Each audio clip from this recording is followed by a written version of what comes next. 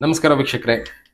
ಕೆಲವೊಂದು ಸಲ ಲೆಕ್ಕಾಚಾರ ಉಲ್ಟಾ ಪಲ್ಟಾ ಆಗತ್ತೆ, ಹಿಂದಿನದು ಮುಂದಕ್ಕೆ ಮುಂದಿನದು ಹಿಂದಕ್ಕೆ ಆಗೋ ಚಾನ್ಸಸ್ ಇರುತ್ತೆ ಅಂತ ಕೆಲವಷ್ಟು ಕಾಲಜ್ಞಾನಗಳಲ್ಲಿ ತಿಳಿಸಿದ್ರು. ಅದನ್ನ ನಾನು ನಿಮ್ಗೆ ತಿಳಿಸಿದ್ದೀನಿ. ಶರಣರ ವಚನಗಳಲ್ಲಂತೂ ಇದನ್ನ ಸ್ಪಷ್ಟವಾಗಿ ತಿಳಿಸಿದ್ದಾರೆ. ನಮ್ಮ ಲೆಕ್ಕಾಚಾರಗಳು ಉಲ್ಟಾ ಪಲ್ಟಾ ಆಗೋ ಚಾನ್ಸಸ್ ಇರುತ್ತೆ. ಹಿಂದಿನದು ಮುಂದಕ್ಕಾಗತ್ತೆ, ಮುಂದಿನದು ಹಿಂದಕ್ಕಾಗತ್ತೆ, ಯಾವಾಗ ಬೇಕಾದ್ರೂ ಉಲ್ಟಾ ಆಗಬಹುದು. ಅಂತ ಬದಲಾವಣೆಗಳಿಗೆ ಅಡ್ಜಸ್ಟ್ ಆಗೋದನ್ನ ಕಲ್ತ್ಕೊಳ್ಳಿ ಅಂತ ತಿಳಿಸಿದ್ರು. ಅಂತ ಒಂದು ಎಕ್ಸಾಂಪಲ್ ಇವತ್ತು ನಾವು ನೋಡ್ತಾ ಇದ್ದೀವಿ. ನವೀನ್ ಪಟ್ನಾಯಕ್ ಒಡಿಸ್ಸಾ ಮುಖ್ಯಮಂತ್ರಿ, ಸುಮಾರು 24 ವರ್ಷ ಅಧಿಕಾರದಲ್ಲಿದ್ದಂಥವ್ರು, ಅವ್ರಿಗೆ ಎದುರಾಳಿಗಳೇ ಇಲ್ಲ ಅಂತ ಎಲ್ಲರೂ ಹೇಳ್ತಾ ಇದ್ರು. ಅಂತ ಮುಖ್ಯಮಂತ್ರಿ ಇವತ್ತು ಎಲೆಕ್ಷನ್ ಅಲ್ಲಿ ಸೋತಿದ್ದಾರೆ, ರಿಸೈನ್ ಮಾಡ್ತಾ ಇದ್ದಾರೆ. ಅವರ ರಾಜಕೀಯ ಜೀವನ ಹೆಚ್ಚು ಕಡಿಮೆ ಇಲ್ಲಿಗೆ ಮುಗೀತು ಅನ್ಕೋಬೇಕಾಗತ್ತೇನೋ. 27 ವರ್ಷ ಆಗಿದ್ರು ಇನ್ನ ಅಧಿಕಾರ ನಡೆಸನೇ ಇದ್ರು. ತುಂಬಾ ಒಳ್ಳೆ ಮುಖ್ಯಮಂತ್ರಿ ಅಂತ ಹೆಸರು ಪಡ್ಕೊಂಡಿದ್ರು. 97 ಇಂದ ಇವರು ಪೊಲಿಟಿಕ್ಸ್ ಅಲ್ಲಿ ಇದ್ದಾರೆ. ಫಸ್ಟ್ ಲೋಕಸಭಾ ಮೆಂಬರ್ ಆಗಿದ್ರು. 1997-98 ಅಲ್ಲಿ ಲೋಕಸಭಾ ಮೆಂಬರ್ ಆದ್ರು. ಅದಾದ್ಮೇಲೆ 2000 ಅಲ್ಲಿ ಎಲೆಕ್ಷನ್ ಅಲ್ಲಿ ಗೆದ್ದು ಒಡಿಸ್ಸಾ ಚೀಫ್ ಮಿನಿಸ್ಟರ್ ಆದ್ರು. ಅಲ್ಲಿಂದ ಇಲ್ಲಿ ತನಕ 2024 ಅಂದ್ರೆ 24 ವರ್ಷ ಇವರೇ ಒಡಿಸ್ಸಾದ ಚೀಫ್ ಮಿನಿಸ್ಟರ್ ಆಗಿದ್ರು. ಒಡಿಸ್ಸಾ ಮೇಲೆ ಎಲ್ಲರಿಗೂ ಒಂದು ಇಂಪ್ರೆಷನ್. ಯಾಕೆ ಅಂದ್ರೆ ಅಲ್ಲಿ ಕಾಲಜ್ಞಾನಗಳನ್ನ ತುಂಬಾನೇ ಬರೆದಿದ್ದಂತ ಅಚ್ಯುತಾನಂದ ದಾಸ್ ಅವರು ಕೆಲವೊಂದು ಕಾಲಜ್ಞಾನಗಳಲ್ಲಿ ತಿಳಿಸಿದ್ದು, ಯಾರು ಮುಂದಿನ ದಿನಗಳಲ್ಲಿ ಪ್ರಧಾನಿಯಾಗಿರ್ತಾರೆ, ಮುಂದಿನ ಭವಿಷ್ಯ ಯಾವ ತರ ಇರುತ್ತೆ, ಯಾವ ರೀತಿ ಬದಲಾವಣೆ ಆಗ್ತಾ ಇರುತ್ತೆ, ಏನೇನಾಗ್ತಾ ಇರುತ್ತೆ ಅಂತ ಎಷ್ಟೋ ವಿಷಯಗಳನ್ನ ಅವರ ಕಾಲಜ್ಞಾನಗಳಲ್ಲಿ, ಅದರಲ್ಲೂ ಭವಿಷ್ಯ ಮಾಲಿಕದಲ್ಲಿ ಬರೆದು ಇಟ್ಟಿದ್ರು. ಅಂತ ಭವಿಷ್ಯ ಮಾಲಿಕಗಳು ಎಲ್ಲರೂ ಕೇಳಿರ್ತೀರ. ಅದ್ರ ಬಗ್ಗೆ ಕೆಲವೊಂದು ಉಲ್ಟಾ ಆಗೋ ಚಾನ್ಸಸ್ ಇರುತ್ತೆ. ಅದನ್ನೇ ನಾವು ಹೇಳ್ತಾ ಇರೋದು. ಎಲ್ಲ 100% ಕರೆಕ್ಟ್ ಆಗಿ ಆಗುತ್ತೆ ಅಂತ ಯಾರು ಕೂಡ ನಂಬೋದಕ್ಕಾಗೋದಿಲ್ಲ. ಕಾಲಜ್ಞಾನನು 100% ಕರೆಕ್ಟ್ ಅಂತ ಹೇಳೋದಕ್ಕಾಗೋದಿಲ್ಲ. ಕಾರಣ ಅದರಲ್ಲಿ ಕೆಲವೊಂದು ಆಡ್ ಆನ್ ಮಾಡಿರ್ತಾರೆ, ಇನ್ಕ್ಲೂಡ್ ಮಾಡಿರ್ತಾರೆ, ಜನರಿಗೆ ನಂಬಿಕೆ ಬರಲಿ ಅಂತ ಸೇರಿಸಿರ್ತಾರೆ. 100% ಯಾವುದೂ ಕೂಡ ಸತ್ಯ ಅನ್ನೋದಿರೋದಿಲ್ಲ. ಒಂದು 70 to 80% ನಂಬಬೇಕು. ಈ ಕಾಲಜ್ಞಾನದ ಬಗ್ಗೆ ನಾನು ಇಷ್ಟೊಂದು ತಿಳಿಸ್ತಾ ಇರ್ತೀನಿ, ಪ್ರೋಗ್ರಾಮ್ ಮಾಡ್ತಾ ಇರ್ತೀನಿ. ಬಟ್ 100% ಇದು ನಂಬಿ ಅಂತ ನಾನು ಯಾವತ್ತೂ ಹೇಳೋದಿಲ್ಲ. ಯಾಕೆ ಅಂದ್ರೆ ವೇರಿಯೇಷನ್ ಅನ್ನೋದು ಇದ್ದೇ ಇರುತ್ತೆ. ಕೆಲವೊಂದನ್ನ ಸೇರಿಸಿರ್ತಾರೆ ಜನಕ್ಕೆ ಅದರಲ್ಲಿ ನಂಬಿಕೆ ಬರಲಿ ಅಂತ. ಒಂದು 70 to 80% ಮಾತ್ರ ಇದರಲ್ಲಿ ಪಕ್ಕಾ ಇನ್ಫಾರ್ಮೇಶನ್ ಅನ್ನೋದು ಸಿಗುತ್ತೆ. ಇನ್ನು ಉಳಿದಿದ್ದು ಸೇರಿಸಿರುವಂತ ವಿಷಯಗಳಾಗಿರುತ್ತೆ. ಅಂಥದ್ರಲ್ಲಿ ನಾವು ಅಚ್ಯುತಾನಂದ ದಾಸ್ ಅವರ ಕಾಲಜ್ಞಾನಗಳನ್ನ ಅಧ್ಯಯನ ಮಾಡ್ತಾ ಇರುವಾಗ ಈಗ ನಮ್ಗೆ ಕನ್ನಡದಲ್ಲಿ ಪ್ರಿಂಟ್ ಆಗೋ ಬುಕ್ಗಳು, ಇನ್ನ ಕನ್ನಡ ಪ್ರೋಗ್ರಾಮ್ಗಳಲ್ಲಿ ಅವ್ರು ಹೇಳೋದು, ಇನ್ನ ಹಿಂದಿ ಪ್ರೋಗ್ರಾಮ್ ಅಲ್ಲಿ ಯಾರೊಬ್ರು ಹೇಳ್ತಾ ಇರ್ತಾರೆ. ಅವರ ವಿಷಯಗಳನ್ನೆಲ್ಲ ನಮಗೆ ಕೇಳಿದಾಗ ಗೊತ್ತಾಗಿದ್ದು, ನವೀನ್ ಪಟ್ನಾಯಕ್ ಅವರು ಒಡಿಸ್ಸಾದ ಕೊನೆಯ ಮುಖ್ಯಮಂತ್ರಿ ಆಗಿರ್ತಾರೆ. ಅದಾದ ಮೇಲೆ ವಿನಾಶಗಳು ಹೆಚ್ಚಾಗ್ತಾ ಹೋಗುತ್ತೆ, ಒಡಿಸ್ಸಾ ಅನ್ನೋದು ಇಲ್ಲದೆ ಇರೋ ಲೆವೆಲ್ಗೆ ಆಗುತ್ತೆ ಅಂತ ಒಂದು ಕಾಲಜ್ಞಾನದ ಮಾತುಗಳು ಹೇಳಿತ್ತು ಅಂತ ಕೆಲವೊಬ್ರು ಹೇಳಿದ್ದನ್ನ ನಾನು ಕೇಳಿದ್ದೀನಿ. ಆದ್ರೆ ಈಗ ಲೆಕ್ಕಾಚಾರಗಳು ಉಲ್ಟಾ ಪಲ್ಟಾ ಆಗೋ ಕಾಲ ಬಂದಿದೆ. ಅದನ್ನೇ ಹೇಳಿದ್ದು. ಮೊನ್ನೆ ಕೂಡ ನಾನು ಶರಣರದ ಒಂದು ಪ್ರೋಗ್ರಾಮ್ ಅಲ್ಲಿ ಹೇಳಿದ್ದೀನಿ. ಲಾಸ್ಟ್ ಪ್ರೋಗ್ರಾಮ್ ಅಲ್ಲಿ ನಿಮ್ಗೂ ತೋರಿಸ್ತೀನಿ ಅವ್ರ ಬುಕ್ ಅಲ್ಲಿ ಬರ್ದಿರೋದನ್ನ. ಹಿಂದಿನದು ಮುಂದಕ್ಕೆ, ಮುಂದಿನದು ಹಿಂದಕ್ಕೆ ಆಗೋ ಚಾನ್ಸಸ್ ಇರುತ್ತೆ, ಲೆಕ್ಕಾಚಾರ ಉಲ್ಟಾ ಪಲ್ಟಾ ಆಗೋ ಚಾನ್ಸಸ್ ಇರುತ್ತೆ ಅಂತ ಬರ್ತಿದ್ದಾರೆ ವಚನಗಳಲ್ಲಿ. ನಾನು ಅದನ್ನೇ ಹೇಳಿದ್ದು. ನಾವ್ ಏನೋ ಒಂದು ಲೆಕ್ಕಾಚಾರ ಹಾಕೊಂಡಿರ್ತೀವಿ, ಅದು ಬದಲಾಗೋ ಚಾನ್ಸಸ್ ಇರುತ್ತೆ. ಈಗ ನಾವು ಈ ಮುಂದಿನ ವರ್ಷದಲ್ಲಿ ಇದಾಗ್ಬಿಡುತ್ತೆ ಅಂತ ಹೇಳಿರ್ತೀವಿ, ಅದಾಗಿದೆ ಇನ್ನ ಒಂದು 6 ತಿಂಗಳು ಮುಂದಕ್ಕೆ ಹೋಗ್ಬೋದು, ಇಲ್ಲ ಬೇರೆ ಏನೋದೋ ಆಗಬಹುದು. ಈಗ ನವೀನ್ ಪಟ್ನಾಯಕ್ ಅವ್ರಿಗೆ ಸುಮಾರು 77 ವರ್ಷ ಈಗ ಅಧಿಕಾರ ಕಳ್ಕೊಂಡಿದ್ದಾರೆ ಸದ್ಯಕ್ಕೆ. ಇವರು ಮತ್ತೆ ಇನ್ನ ಒಂದು ಸಲ 80 ವರ್ಷ 82 ವರ್ಷ ಆದಾಗ ಎಲೆಕ್ಷನ್ ನಿಂತ್ಕೋತಾರೇನೋ, ಅವಾಗ ಮತ್ತೆ ಮುಖ್ಯಮಂತ್ರಿ ಆಗ್ತಾರೇನೋ ಗೊತ್ತಿಲ್ಲದೆ ಇರೋ ವಿಷಯ. ಎಂತಕ್ಕೆ ಅಂದ್ರೆ ಯಾವ್ದು ಕೂಡ ಮುಂದಿನದು ನಮ್ಗೆ ಅಷ್ಟೊಂದು ಗೊತ್ತಾಗುವುದಿಲ್ಲ. ಯಾರೋ ಜ್ಞಾನಿಗಳು ಮಾತ್ರ ಇಂಥ ವಿಷಯಗಳನ್ನ ತಿಳ್ಕೊಂಡಿರ್ತಾರೆ, ಇಂಥದ್ದಾಗುತ್ತೆ ಅಂತ ತಿಳಿಸಿರ್ತಾರೆ. ನಮಗೆ ಸಿಕ್ಕಂತ ಭವಿಷ್ಯ ಮಾಲಿಕದಲ್ಲಿ ಇನ್ನ ಬೇರೆಯವರು ಭವಿಷ್ಯ ಮಾಲಿಕದಲ್ಲಿರೋ ವಿಷಯ ಅಂತ ಹೇಳಿದ ಪ್ರಕಾರ ನವೀನ್ ಪಟ್ನಾಯಕ್ ಅವರು ಒಡಿಸ್ಸಾದ ಕೊನೆಯ ಮುಖ್ಯಮಂತ್ರಿ ಆಗಿರ್ತಾರೆ ಅಂತ ನಾವು ಕೇಳಿದ್ವಿ.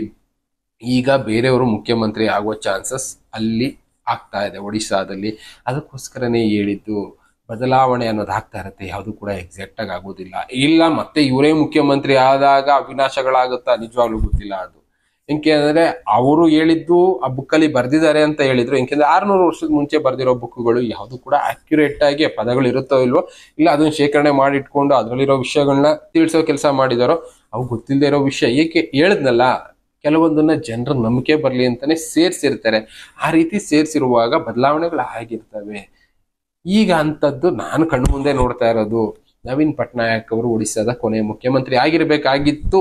ಹೆಚ್ಚು ಕಡಿಮೆ ಅವ್ರು ಹೇಳಿರೋ ಪ್ರಕಾರ 2024ರಿಂದ 29ರೊಳಗೆ ವಿನಾಶಗಳು ಜಾಸ್ತಿ ಆಗ್ತಾವೆ. ಆ ಟೈಮ್ಗೆ ಇವರು ಮುಖ್ಯಮಂತ್ರಿ ಆಗಿರ್ಬೇಕಾಗಿತ್ತು ಅನ್ನೋದು ಒಂದು ಲೆಕ್ಕಾಚಾರ ಆಯ್ತು. ಇಲ್ಲಿ ಬದಲಾಗ್ತಾ ಇದೆ ಲೆಕ್ಕಾಚಾರ. ಅದನ್ನೇ ಹೇಳ್ತಾ ಇರೋದು. ಯಾವುದೇ ಆಗಲಿ 100% ನಂಬೋದಕ್ಕಾಗೋದಿಲ್ಲ. ನಾನು ಕೂಡ ಅದನ್ನೇ ಹೇಳ್ತಾ ಇದ್ದೀನಿ. ಯಾವುದೇ ವಿಷಯ ಆಗಲಿ ತಿಳ್ಕೊಳ್ಳಿ, ಅದರಲ್ಲಿ ಅಧ್ಯಯನ ಮಾಡಿ, ಅದು ಸತ್ಯನಾ ಇಲ್ವಾ ಪರೀಕ್ಷೆ ಮಾಡಿ ಕೊನೆಗೆ ನಂಬೋದಕ್ಕೆ ಶುರು ಮಾಡಿ. ನಾನು ಕಾಲಜ್ಞಾನ ನಂಬ್ತೀನಿ. ಮೊದಲು ನನಗಿದ್ರ ಬಗ್ಗೆ ಐಡಿಯಾನೇ ಇರಲಿಲ್ಲ. ಕಾಲಜ್ಞಾನ ನಂಬ್ತೀನಿ. ಯಾಕೆ ನಂಬ್ತೀನಿ ಅನ್ನೋದಕ್ಕೆ ಮುಂದಿನ ದಿನದಲ್ಲಿ ಒಂದು ವಿಷಯ ಇದೆ, ತಿಳಿಸುವಾಗ ನಿಮಗೆ ತಿಳಿಸ್ತೀನಿ. ಅದು ಯಾಕೆ ನಂಬೋದಕ್ಕೆ ಶುರು ಮಾಡಿದೆ, ಏನಿದೆ ಅದರಲ್ಲಿ ಅಂಥದ್ದು ಅನ್ನೋದನ್ನ ನಾನು ತಿಳಿಸ್ತೀನಿ. ಬೇಸಿಕಲಿ ಈಗ ಮಾತಾಡೋದಾದ್ರೆ ಕಾಲಜ್ಞಾನನೂ ನಂಬಿ, ಆದರೆ ಒರಿಜಿನಲ್ ಕಾಲಜ್ಞಾನಗಳು ಏನಿದೆ ಅದಕ್ಕೆ ಕೆಲವೊಂದನ್ನ ಸೇರಿಸಿದ್ದಾರೆ, ಇನ್ಕ್ಲೂಡ್ ಮಾಡಿದ್ದಾರೆ. ಅದನ್ನ ಅರ್ಥ ಮಾಡ್ಕೊಂಡು ನಂಬಿ. ಯಾವುದು ಕೂಡ 100% ಅಲ್ಲ. ಈಗ ನಿಮ್ಮ ಸುತ್ತಮುತ್ತ ಇರೋದು ನೋಡ್ತಾ ಇರೋದೇ 100% ಇರೋದಿಲ್ಲ. ಎಷ್ಟೋ ಜನ ಸ್ವಾಮೀಜಿಗಳು ಇರ್ತಾರೆ, ಎಷ್ಟೋ ಜನ ಆಸ್ಟ್ರಾಲಜರ್ ಟಿವಿನಲ್ಲಿ ಬೆಳಗ್ಗೆನೆ ಕುತ್ಕೊಂಡು 1 hour ಪ್ರೋಗ್ರಾಮ್ ಮಾಡ್ತಾ ಇರ್ತಾರೆ. ಹಂಗ ಮಾಡಿ ಹಿಂಗ್ ಮಾಡಿ ಅಂತ ಹೇಳ್ತಾ ಇರ್ತಾರೆ. ಅವ್ರು ಹೇಳೋದು ಯಾವುದೇ ಆಗಲಿ 100% ಆಕ್ಯುರೇಟ್ ಆಗಿ ಯಾರೂ ಕೂಡ ಹೇಳೋದಕ್ಕಾಗೋದಿಲ್ಲ. ಒಂದು 70% ತನಕ ಆಕ್ಯುರೇಟ್ ಆಗಿ ಹೇಳೋರು ಸಿಗ್ಬೋದು. ಇನ್ನು ಉಳಿದವರೆಲ್ಲ ಒಂದು 30-40% ಒಳಗಡೆನೆ ಇರ್ತಾರೆ. ಯಾರು ಕೂಡ 100% ಆಕ್ಯುರೇಟ್ ಆಗಿ ಹೇಳೋದಕ್ಕಾಗೋದಿಲ್ಲ. ಕಾಲಜ್ಞಾನ ಕೂಡ ಹಾಗೇನೆ 100% ಆಕ್ಯುರೇಟ್ ಆಗಿ ಹೇಳೋದಕ್ಕಾಗೋದಿಲ್ಲ. ಅದಕ್ಕೆ ಎಕ್ಸಾಂಪಲ್ ಇಲ್ಲಿ ಬದಲಾವಣೆ ಆಗಿರೋದನ್ನ ನೋಡ್ತಾ ಇದ್ದೀವಿ. ನವೀನ್ ಪಟ್ನಾಯಕ್ ಅವರು ಸದ್ಯಕ್ಕೆ ಅಧಿಕಾರದಿಂದ ಇಳಿದು ಬೇರೆಯವರು ಅಧಿಕಾರ ಸ್ವೀಕರಿಸಬೇಕಾಗಿದೆ. ಈಗ ನೋಡ್ಬೇಕು ಮುಂದಿನ ದಿನದಲ್ಲಿ ಮತ್ತೆ ಬದಲಾವಣೆ ಏನಾದರೂ ಆಗೋ ಚಾನ್ಸಸ್ ಇದೆಯಾ? ಇವರಿಲ್ಲ ಬೇರೆ ಪಕ್ಷಕ್ಕೆ ಹೋಗ್ತಾರಾ, ಇಲ್ಲ ಇದೇ ಪಕ್ಷದಲ್ಲಿದ್ದು ಮತ್ತೆ ಇನ್ನೂ ಒಂದು ಎಲೆಕ್ಷನ್ ನಡೆಯುತ್ತಾ, ಆ ಟೈಮ್ಗೆ ಇವರೇ ಏನಾದ್ರು ಮತ್ತೆ CM ಆಗ್ತಾರಾ? ಗೊತ್ತಿಲ್ಲದೆ ಇರೋ ವಿಷಯಗಳು. ನೋಡೋಣ ಅಂಥದ್ದೇನೇ ನಡೆಯುತ್ತೆ ಅಂತ. ನೀವು ಕಾಲಜ್ಞಾನದ ಬಗ್ಗೆ ಅಧ್ಯಯನ ಮಾಡಬಹುದು. ಈಗ ಸದ್ಯಕ್ಕೆ ನಮಗೆ ಪ್ರಶ್ನೆಗಳು ಮೂಡುತ್ತೆ, ಕಾಲಜ್ಞಾನ ನಿಜಾನ, ಇದು ಸುಳ್ಳಲ್ವಾ ಅಂತ ಎಷ್ಟೋ ಪ್ರಶ್ನೆಗಳು ಮೂಡುತ್ತೆ. ಎಲ್ಲಾನು ಸುಳ್ಳಲ್ಲ, ಎಲ್ಲಾನು ಸತ್ಯ ಅಲ್ಲ. ಅದನ್ನ ಮಾತ್ರ ಅರ್ಥ ಮಾಡ್ಕೊಳ್ಳಿ. ಸುಳ್ಳು ಯಾವುದು, ಸತ್ಯ ಅದು ಸಪರೇಟ್ ಮಾಡೋ ಅಂತ ಜ್ಞಾನ ನಿಮಗಿದೆ.